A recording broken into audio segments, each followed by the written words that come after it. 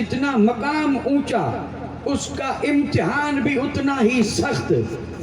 اور یہ سارے ہاتھ پیر جو مار رہا ہوں اور یہ جو میں کوشش کر رہا ہوں اس کے پیچھے میرا بنیادی مقصد ہے. اور اگر آپ تھوڑا سا بھی غور کریں تو مجھ سے پہلے آپ مقصد تک پہنچ جائیں گے. یہ امتحان ہوتا ہے ایمان کے ایک اندازے سے، جس کا جتنا ایمان اس کا ویسا ہی امتحان. اچھا، اب یہاں یہ بات بھی کوئی پوچھ بھی سکتا ہے، سوچ بھی سکتا ہے کہ اللہ تعالیٰ نے آخر یہ معاملہ رکھا ہی کیوں امتحان لے رہا ہے؟ بندوں کا امتحان رب کیوں لے رہا ہے؟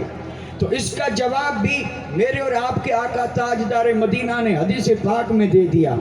میرے آقا نے فرمایا العطایا علی قدر البلایا، رب کی بارگاہ سے جو عطائیں آتی ہیں بندے کے لیے وہ سونے والوں پہ نہیں آتی، وہ انہیں ملتی ہیں جن کا امتحان لیا جاتا ہے، جنہیں اس طرح آزمایا جاتا ہے امتحان لے کر کے، اور پھر جو اس میں کامیاب ہوتا ہے تو رب کی عطائیں اس پہ برستی ہیں. اور جب عطائیں برستی ہیں تو پھر وہ بندہ بندوں میں بندوں جیسا نہیں، وہ بندہ بندوں میں ایسے ہے جیسے کہ آسمان میں سورج اور چاند ہے.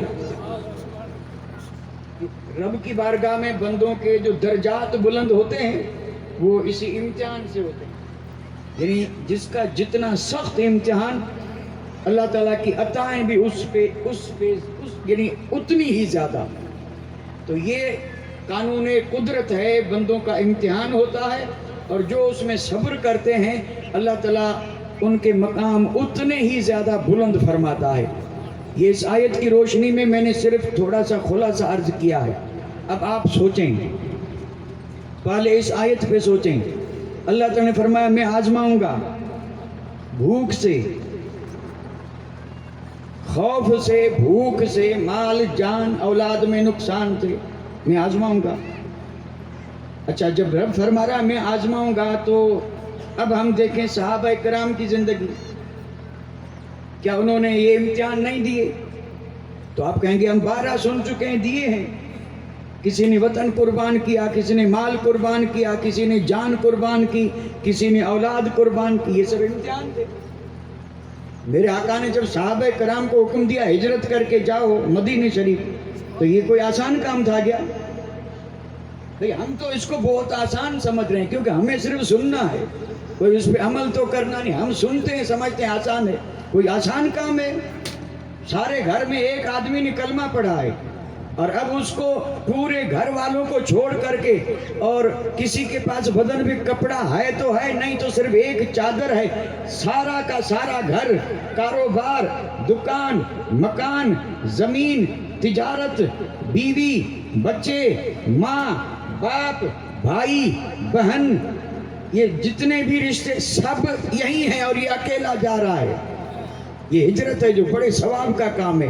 صحابہ کرام کو جب حکم ہوا تو یہ آسان کام نہیں تھا، امتحان تھا. اور جب حکم ہوا تو دیوانوں نے کتنے نمبر حاصل کیے اللہ جانے اور رسول جانے. پھر جب حکم ہوا تو مصطفیٰ جان رحمت کے جتنے بھی صحابی تھے سارے ہجرت کر کے اور مدینہ منورہ پہنچ گئے. پہنچے یا نہیں؟ کامیاب ہوئے. میرے آقا نے فرمایا لاؤ مال. مال دینا آسان ہے کیا؟ اگر کسی سے مال طلب کیا جائے کہ دین کے لیے مال کی ضرورت ہے، لاؤ مال، تو ایسے مطالبات ہم سے بھی ہوتے رہتے ہیں. اس وقت ہم کیا کرتے ہیں؟ اس وقت ہم کرتے یہ ہیں کہ بہت تھوڑا دیتے ہیں، بہت تھوڑا. اور یہ بھی الحمدللہ اچھا ہے. اور کچھ میرے جیسے ایسے بھی ہیں جو کہہ دیتے ہیں کہ کچھ ہے ہی نہیں، حالانکہ بہت کچھ ہے، لیکن وہ کہہ دیتے ہیں کہ ابھی میرے پاس ہے ہی نہیں، اور یہ کہہ کر کے چھٹکارا حاصل کر لیتے ہیں. اور صحابہ کرام سے جب میرے آقا نے فرمایا تھا تو حضرت عمر آدھا لے آئے تھے اور ابو بکر صدیق سارا لے آئے تھے. یہ سب امتحان ہے.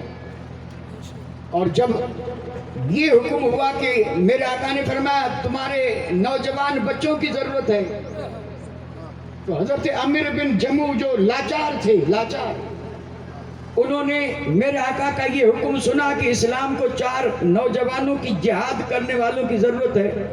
ایک نہیں، 2 نہیں، 4 نوجوان بیٹے بارگاہ مصطفیٰ میں پیش کر دیے. کیا یہ امتحان نہیں تھا؟ بھئی مال میں جان میں نقصان، تو یہ جان میں مال میں نقصان ہی تو ہو رہا ہے. سارا مال دے دیا، بظاہر بچا کچھ نہیں. 4 نوجوان بیٹے، اور پھر حدیث پاک میں تو یہ ہے کہ وہ صحابی بھی پھر پہنچا تھا اور عرض کی یا رسول اللہ مجھے اجازت دیں، اگرچہ پاؤں میں تکلیف ہے، چل نہیں سکتا ہوں لیکن میں بھی چلوں گا. میرے آقا نے فرمایا آیت اتر چکی ہے. رب فرماتا ہے تو نہ چلے تو بھی تجھ پہ کوئی حرج نہیں ہے. اس نے کہا حرج ہو یا نہ ہو لیکن میں تو یہ چاہتا ہوں کہ میں چلوں. لوگوں نے کہا اس طرح ضد کیوں کر رہے ہو؟ تو انہوں نے کہا کہ آپ بھی اندازہ فرمائیے، یہ نوجوان کل کے بچے جنت میں بہاریں لوٹ رہے اور باپ گھر پہ بیٹھا رہے. اس لیے میں بھی چاہتا ہوں کہ میں بھی ان کے ساتھ لنگڑاتا ہوا جنت میں چلا جاؤں.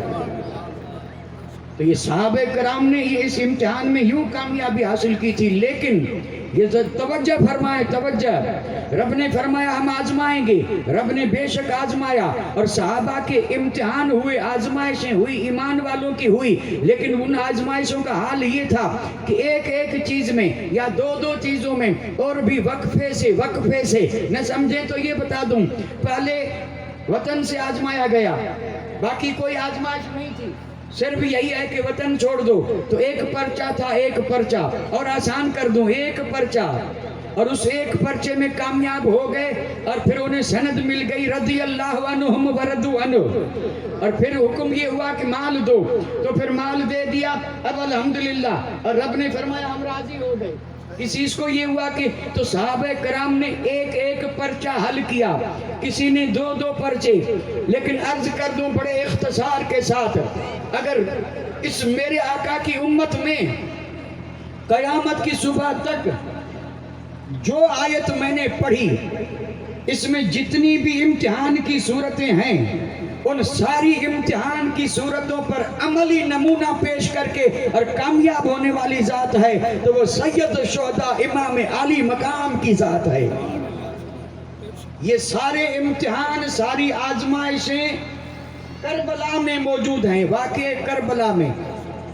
تو گویا کہ مدینہ منورہ سے لے کے کربلا تک میرے اور آپ کے امام مدینے سے لے کے کربلا تک امتحان میں تھے. یہ سارا سفر گویا کہ امتحان تھا، اور امتحان بھی کتنا سخت. کوئی ضرورت نہیں کہ میں اس پہ کوئی وضاحت کروں، آپ پر ہم بخوبی سمجھ سکتے ہیں کہ یہ امتحان کتنا سخت تھا، کتنا امتحان کڑا تھا. اور اس میں ایک بات یہ بھی تھی، پوری دنیا کا آج دستور ہے، یہ دنیاوی حساب سے بھی لکھے پڑھے لوگ اس کو آسانی سے سمجھ سکتے ہیں، لیکن ہماری یہ کیا کہا جائے اس کے لیے میرے پاس نام نہیں ہے. ہم لکھنے پڑھنے سے تو واقف ہی نہیں ہے، ہمارا اس چیز کی طرف دھیان ہی نہیں ہے. اور آج دنیا اسی لکھنے پڑھنے سے کہاں پہنچی، اور ہم اسی جگہ پہ ہیں. اس کی وجہ یہی ہے کہ ہم نے بچوں کو تعلیم نہیں دی. اب میں یہاں کیسے کہہ سکوں کہ لکھے پڑھے بیٹھے ہیں؟ نہیں، میری ہمت ہی نہیں ہو رہی ہے. ہوں گے، میں یہ نہیں کہہ رہا کہ نہیں ہوں گے، ہوں گے، لیکن ہمت نہیں ہو رہی ہے کہ میں یہ کہوں کہ میرے سامنے لکھے پڑھے بیٹھے ہیں. کیونکہ دیکھ رہے ہیں کہ ہم لکھنے پڑھنے سے کوئی سروکاری نہیں رکھتے.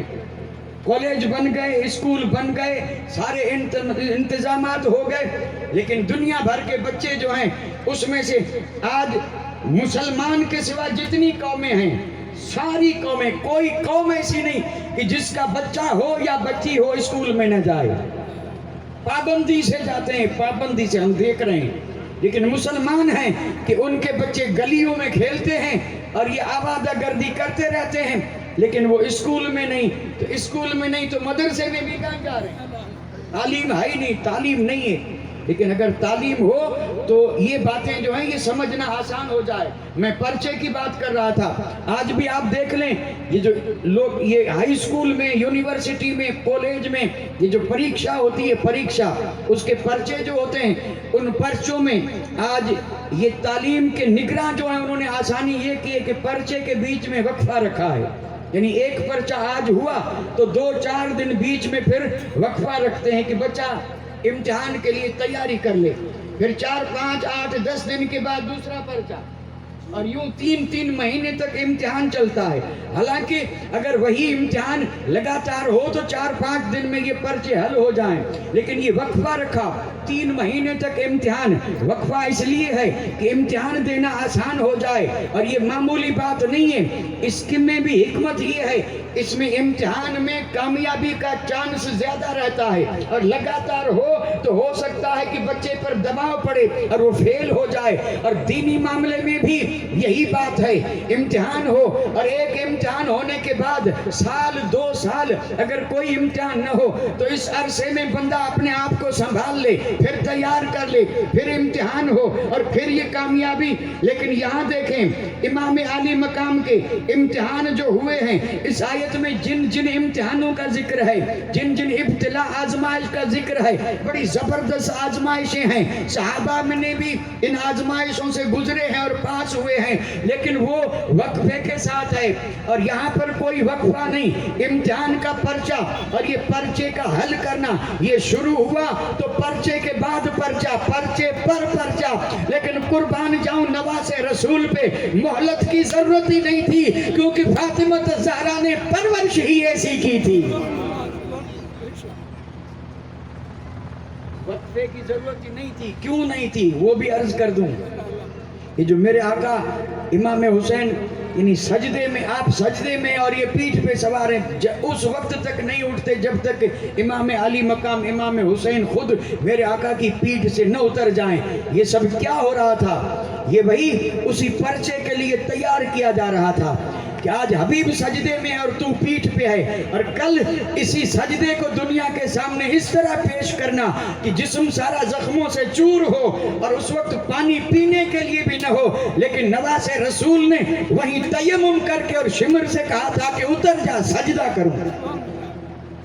تو یہ سارے امتحان جو ہیں، یہ سارے امام علی مقام کے اس سفر میں موجود ہیں، کہ جتنے بھی امتحان گنوائے، اور اللہ تعالیٰ نے ایسی کامیابی عطا فرمائی کہ جس کی کائنات میں کوئی مثال نہیں۔ اب یہ جو کچھ میں نے عرض کیا یہ اس آیت کے حوالے سے تھا، اور اس کو آپ اس کی تشریح سمجھ لیں، تفسیر جو بھی سمجھ لیں۔ اور میں نے آپ سے ایک لفظ یعنی ابتدا میں بولا تھا کہ واقع کربلا کا پس منظر، تو ارادہ تو میرا یہ تھا کہ میں کربلا والا واقعہ عرض کر دوں، ارادہ یہی لے کے آیا تھا میں کہ میں امام علی مقام کا مدینہ منورہ سے روانہ ہو گئے اور کربلا میں شہید ہو جانا، پورا واقعہ یہی ارادہ تھا۔ لیکن پھر یہاں آنے کے بعد ارادہ بدلنا پڑا۔ کیوں بدلنا پڑا؟ اس کی وجہ یہ ہے کہ چاہے جتنا اسے چھوٹا اور مختصر کرو، لیکن 2 گھنٹے تو ضرور چاہیے۔ 2 گھنٹے سے کم میں سارا واقعہ اختصار سے کوئی بیان کر ہی نہیں سکتا، میں دعوے سے کہہ رہا ہوں، کم از کم 2 گھنٹے، اور 2 گھنٹے میں بھی اختصار سے اور تفصیل کرنے جائیں اور ہو کوئی کرنے والا تو عمر گزر جائے، عمر گزر جائے، کیونکہ تفصیل میں پھر صرف ظاہر ہی نہیں رہتا، تفصیل میں پھر باطن میں جانا پڑے گا، اور باطن میں جب جائیں گے تو باطن کی راہیں ایسی ہیں الجھ کے رہ جائیں گے۔ سختی شہادت دی نسوروئی ناز، سختی شہادت دی نسوروئی ناز، ہم کیا جانیں، آپ کیا جانیں، یہ کیا جانیں، وہ کیا جانیں، یہ ظاہری علم رکھنے والے آج تک اسے جان نہ سکے، اور نہ جان سکے تو وہ راز تھا۔ اس لیے شاہ عبداللطیف بھٹائی نے کہا کہ سختی شہادت دی نسوروئی ناز۔ اب اگر میں آپ سے پوچھوں ناز کسے کہتے ہیں؟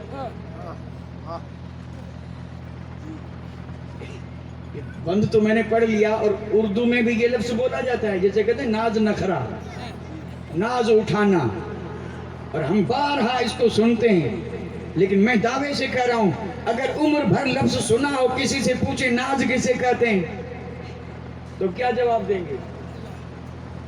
کہیں گے اللہ جانے، رسول۔ اور جب کوئی لفظ سمجھ میں نہ آئے تو بات کیسے سمجھ میں آئے؟ تو اور سمجھ میں نہ آئے تو سمجھا بھی نہیں سکتے، سمجھا بھی، سمجھنے کے لیے علم ضروری ہے، یہ ہے ضروری۔ سختی شہادت دی نسوروئی ناز، رند پروڑی راز قضیو کربلا جو، یعنی یہ جو قضیہ اور کربلا کا واقعہ ہوا، اس کو وہی سمجھ سکتا ہے جو رند ہو، رند۔ پھر بات الجھ گئی، رند کون؟ رند پروڑین راج. یہ پروڑن یعنی جاننا، پہچاننا، معلوم کرنا. یعنی جو رند ہوتے ہیں نا، رند، وہی اس کو پہچان سکتے ہیں، باقی عام آدمی کا کام نہیں ہے. عام اسی ظاہری میں کہ امام گئے اور پھر یہ ہوا، پھر وہ ہوا، اور پھر راتیں متعین کر کے ایک ایک کو شہید کرتے جانا. آج کون شہید ہوگا کہ آج فلاں ہوگا، سبحان اللہ، محفل ہو گئی. اور پھر نہ معلوم کیا کیا اللہ محفوظ رکھے. یہ سب ہو رہا ہے. یہ تو اس کا ایک ظاہر ہے اور ذکر کرتے ہیں برکت کے لیے، لیکن حقیقت جو ہے نا وہ بڑی گہری اور بڑی زبردست ہے، زبردست. اور سمجھنے والوں نے جو اس کا تھوڑا بہت بھی تذکرہ کیا ہے، اور میں تو یہ کہہ رہا ہوں کہ ہم وہ بھی نہیں سمجھتے، ہم وہ بھی نہیں سمجھتے. آپ اگر اجازت دیں تو ایک بندہ اور پڑھ لوں. اور یہ ہے ایک دم پیور سندھی. تو ظاہر بات ہے اس میں پھر وہی رند جیسا لفظ بھی آئے گا، ناد کا وہ بھی آئے گا. تو کسی نے واقع کربلا کو مد نظر رکھتے ہوئے کیا کہا؟ حقیقت ہن حال دی. وہ واقعی جو جاننے والا تھا نا وہ کہہ رہا ہے، کہ کہنے والا جو ہے نا وہ جانتا تھا، اسے علم تھا کہ کربلا کیا ہے، واقع کربلا میں کیا ہوا. تو جاننے والا تھا وہی کہہ رہا ہے کہ حقیقت ہن حال جی جے ظاہر کریا زری. ذرا سی یعنی پوری نہیں، حقیقت ہن حال جی جے ظاہر کریا زری. تو پوے ماٹھ مرن میں ڈونگر ونجن ڈری. یعنی ایک ذرہ بھر بھی اگر حقیقت ظاہر ہو جائے تو دنیا میں جتنے درندے ہیں، درندے جیسے شیر ہے، چیتا ہے، جس کو سندھی زبان میں یعنی یہ پوے ماٹھ مرن میں، مرو بولتے ہیں یہ درندوں کو. پوے ماٹھ مرن میں یعنی یہ حقیقت سن کر کے وہ درندے بھی بولنا. پھر یہ شیر دھاڑتا نظر نہ آئے. یہ شیر جو دھاڑتے ہیں اگر اس حقیقت سے وہ واقف ہو جائیں تو عمر بھر کوئی شیر دھاڑے نہیں. ایسی چپی ساتھیں کہ دنیا ترستی رہے کہ شیر دھاڑتا کیسے ہے. پوے ماٹھ مرن میں ڈونگر پون ڈری. یہ ہمالیہ جیسے پہاڑ بھی ہیں، اگر ان پر اس حقیقت کو رکھا جائے تو حقیقت سن کر کے یہ ہمالیہ پہاڑ بھی ریزہ ریزہ ہو جائے. یہ کربلا ہے اور ہم برسوں سے سن رہے ہیں لیکن ذرا بھی نہیں ہلے، آنکھ اشک بار نہیں ہوئی، دل بھی نہیں بدلا، حال بھی نہیں بدلا. ہمارا حال وہی ہے. تو کوئی فائدہ نہیں ہے سننے سے. حقیقت اگر ظاہر ہو تو قسم رب کی کربلا کا واقعہ سنیں پھر بھی نماز نہ پڑھیں. سنتے کیوں نہیں؟ کیوں یہ محفلیں سجاتے ہیں؟ کئی دنوں سے یہ آپ نے محنت کی ہے، کس لیے کی؟ فائدہ کیا ہوا؟ ہاں اگر ہم اس کی حقیقت اور اگر ہم یہ چاہیں کہ ہم انہیں راضی کر رہے ہیں تو امام عالی مقام راضی تب ہوں گے جب محفل میں واقع بیٹھنے والے سب یہیں سے یہ عہد کر کے اٹھیں کہ امام رب کی بارگاہ میں ہمارے لیے مہربانی کر کے، کرم فرما کر کے سفارش فرمانا. ہم نے جب اس طرح آپ کو سجدہ کرتے دیکھا، سنا تو ہم نے یہ عہد کر لیا اب جان جائے تو جائے لیکن خدا کا فرض جو سجدہ ہے وہ ہم سے نہیں جائے گا. وہ تو گویا کہ ہم پہ اثر، دیکھو پہاڑ جو ہے نا وہ تو کیا ہے، ریزہ ریزہ ہو جائیں اور ہم پہ اثر نہیں تو گویا کہ ہم پہاڑوں پتھروں سے بھی گئے گزرے ہوئے نا. ان پتھر پہ اثر ہو اور ہم پہ نہ ہو تو پتھر اور کیا، پتھر. اور یہ جو امام عالی مقام کے ذکر کو اللہ تعالیٰ نے جو دوام بخشا ہے اس سے مقصد یہی ہے کہ قیامت تک امت کو درس دیتا رہے کہ نماز نماز نماز. اور یہ جو آیت اتری تھی انما یرید اللہ لیذھب عنکم الرجس اہل البیت ویطہرکم تطہیرا. اس آیت کا نام ہی آیت تطہیر ہے اور اس میں اہل بیت اطہار کی پاکی کا رب نے ذکر کیا ہے. یعنی ہم جو کہتے ہیں الحمدللہ ہم بڑے پکے آدمی ہیں، ہم کہتے ہیں علی پاک، فاطمہ پاک، حسین پاک، حسن پاک. یہ کوئی ہم نہیں کہہ رہے ہیں، پہلے رب نے فرمایا ہے یہ پاک ہیں، ان کے بارے آیت اتری، اس آیت کا نام ہی ہے پاکی والی آیت، اور پاک یہ ہیں، اس لیے آج تک کہتے ہیں علی پاک، حسین پاک، حسن پاک، فاطمہ پاک، پاک ہیں نا، وہ پاک ہیں اور پاک رب نے کیا، تو نام لینے والے کو پاک ہونا چاہیے کہ نہیں؟ قرآن پاک ہے یا نہیں؟ قرآن کو کون ہاتھ لگا سکتا ہے؟ جو با وضو ہو، بے وضو ہاتھ لگا سکتا ہے؟ مسجد میں کون جا سکتا ہے؟ درگاہ میں کون جا سکتا ہے؟ جو پاک ہو۔ اچھا یہ سب پاک ہیں، اس میں کوئی شک نہیں، تو جب یہاں پر پاک رہنے کا اور پاک ہو کے جانے کا اتنا خیال ہے، تو پھر جنہیں رب نے پاک کیا اور قرآن میں جن کی پاکی کا ذکر کیا، ان کا جب ذکر کریں تو پاک ہونا چاہیے، کبھی بھی ناپاکی کے عالم میں ان کا نام بھی نہیں لینا چاہیے۔ یہ قرآن کا فیصلہ ہے کہ وہ پاک ہیں، خبردار ناپاک حالت میں نام بھی مت لینا، یہ قرآن ہے۔ اور ہم جب میں ہم کہہ رہا ہوں وہ نہیں، ہم، کیونکہ ہم کسی اور کی بات کیوں کریں، ہم یعنی مسلمان، ہم مسلمان۔ اور پھر جب نام لینے پہ آتے ہیں تو پھر آدھی رات کو گلی کوچے میں، بازار میں نام لیتے ہیں کہ نہیں لیتے ہیں؟ اور نام لینے والوں کا حال کیا ہوتا ہے؟ جس وقت وہ نام لیتے رہتے ہیں تو حال کیا ہوتا ہے؟ اس حال میں یہ نام لینا چاہیے، تو یہ ادب ہوا یا بے ادبی؟ ہم یہ نہیں کہتے کہ نام نہ لو، نام لو جتنا لے سکو، لیکن خبردار پاک نام ہے اور اس کو لینے کے لیے بھی پاک ہونا چاہیے۔ یہ ہمارے ہی ملک کے ایک بزرگ گزری، دیکھو ضمن میں بات آ گئی، نام آپ نے بھی سنا ہوگا الحمدللہ، مفتی اعظم ہند بریلی شریف، یہ تو نام یاد آئے گا، مفتی اعظم ہند، اور یہ کوئی 1400-1500 برس پہلے کی بات نہیں، 100 برس کے اندر کی بات ہے، اسی صدی کی بات ہے۔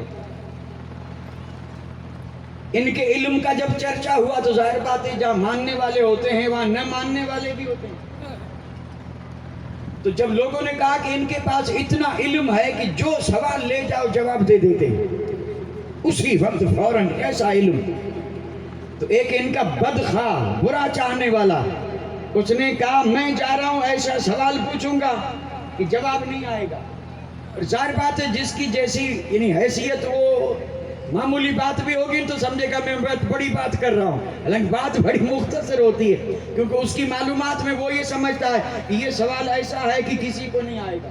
اب اس نے سوال بالکل سوچ کر کے اب گیا مفتی اعظم کے پاس، آپ اپنی مسند میں بیٹھے تھے، اس نے جا کر کے سلام کیا، کہنے لگا حضرت ایک سوال پوچھنے آیا ہوں، اب جواب دیں۔ فرمایا پوچھئے پوچھئے۔ اب اس نے سوال کیا پوچھا، آپ بھی حیرت میں پڑھیں گے، اس نے سوال یہ پوچھا کہ حضرت ذرا یہ بتا دیں کہ ہمارے آقا تاجدار مدینہ کی صاحبزادیاں کتنی تھی؟